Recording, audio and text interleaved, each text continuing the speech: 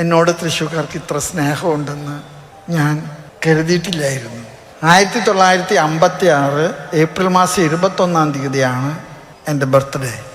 അത് മേടമാസത്തിലെ പൂരം നാളാണ്. പൂരം നടന്ന ദിവസമാണ് ഞാൻ ജനിച്ചിരിക്കുന്നത്. അപ്പം എൻ്റെ അമ്മ പറയുന്നത് വെടിക്കെട്ട് പൊട്ടിയപ്പോൾ പിടിച്ചു നിൽക്കാൻ പറ്റിയില്ല. എനിക്ക് തൃശ്ശൂര് ഭ്രാന്തമായ അടുപ്പമാണ്. ഞാൻ വിചാരിക്കാറുണ്ട്, നമ്മളെ പലരും കളിയാക്കാറുണ്ട് തൃശ്ശൂർക്കാരുടെ ഭാഷ എന്നുകൊണ്ട്. തൂങ്ങുഴിപ്പിതാവൊക്കെ അടക്കം തെക്കുന്ന് വന്നവർക്കൊക്കെ തൃശ്ശൂർക്കാരുടെ ഭാഷ എന്നൊക്കെ പറഞ്ഞ് കളിയാക്കാറുണ്ട്. ഈ തൃശ്ശൂർക്കാരുടെ ഭാഷയിലെ ഡോക്ടറേറ്റ് ഉള്ള ഏക മെത്രാനച്ചൻ ഞാനാണ്. എനിക്ക് 3 ആഗ്രഹങ്ങളുണ്ട്, അതുകൂടെ പറഞ്ഞ് നിർത്തുകയാണ്. മേജർ ആർച്ച് ബിഷപ്പ് എന്ന നിലയ്ക്ക് ഞാൻ തിരഞ്ഞെടുക്കപ്പെട്ടപ്പോൾ എൻ്റെ മേലെ ഏൽപ്പിക്കപ്പെട്ട ഭാരിച്ച ഉത്തരവാദിത്വം എനിക്ക് നൽകുന്ന 3 വലിയ ഉത്തരവാദിത്തങ്ങളുണ്ട്. ആദ്യത്തേത് ഒതൻറ്റിസിറ്റി ഓഫ് മൈ ലൈഫ്. ആധികാരികതയുള്ള ഒരു ജീവിതം എനിക്കുണ്ടാകണമെന്ന് ഞാൻ കൊതിക്കുന്നു, ആഗ്രഹിക്കുന്നു. ഞാൻ പറയുന്നതും ഞാൻ പ്രവർത്തിക്കുന്നതും തമ്മിലുള്ള വ്യത്യാസം ഇല്ലാത്ത ഒരു ജീവിതം. അതിനുവേണ്ടി നിങ്ങൾ പ്രാർത്ഥിക്കണം. ഞാൻ സംസാരിക്കുന്നത് പോലെ ഞാൻ ജീവിക്കാൻ എനിക്ക് കഴിയാൻ നിങ്ങൾ എനിക്ക് വേണ്ടി പ്രാർത്ഥിക്കണം. രണ്ടാമത്തെ എൻ്റെ ഏറ്റവും വലിയ ആഗ്രഹം എൻ്റെ അവൈലബിലിറ്റിയാണ്, എൻ്റെ സംലപ്തത.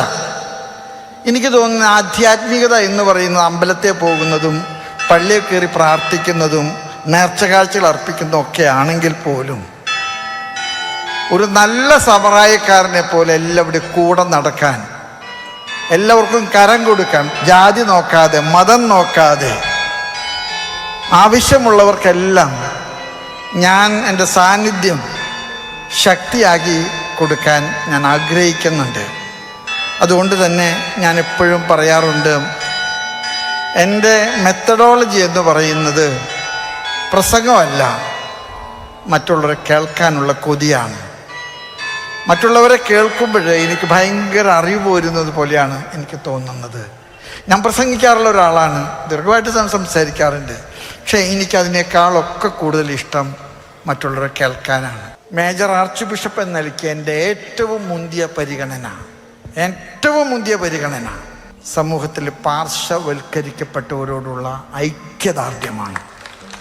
ഞാനത് പരസ്യമായിട്ട് അറിയിക്കുകയാണ്. വലിയ വലിയ പള്ളികളൊക്കെ പണിയുന്നു. ഈ ഒരിക്കലും തൃശ്ശൂർ രൂപതയിൽ ഒരു പള്ളി പെയിൻ്റ് അടിക്കാൻ കയറിയിട്ട് ഒരു മനുഷ്യൻ അത് മുന്ന് കുത്തി വീണപ്പോൾ അന്നത്തെ SP എന്നോട് ചോദിച്ചൊരു ചോദ്യമുണ്ട്. എൻ്റെ ഫാദറെ, നിങ്ങൾ ഈ തമിഴനെ മാത്രമാണല്ലോ മുകളിൽ കയറ്റിയത്, ഇവിടെ എത്ര മലയാളികളുണ്ട്, ഒറ്റ ആളെ നിങ്ങൾ കയറ്റിയില്ല, ഇവനെ മാത്രമാണല്ലോ നിങ്ങൾ കയറ്റിയത്. അതുകൊണ്ട് ആർഭാടപൂർണമായും ആഘോഷങ്ങളുമായിട്ട് നടക്കുന്ന ഒരു സഭയോട് എനിക്ക് വലിയ വിയോജിപ്പുണ്ട്. ഞാൻ ആ പെരുന്നാളുകൾക്കൊന്നും എതിരല്ല കേട്ടോ, ഒന്നും എതിരെ. ഞാൻ പറഞ്ഞു പൂരം എനിക്ക് വളരെ ഇഷ്ടപ്പെട്ടതാണ്.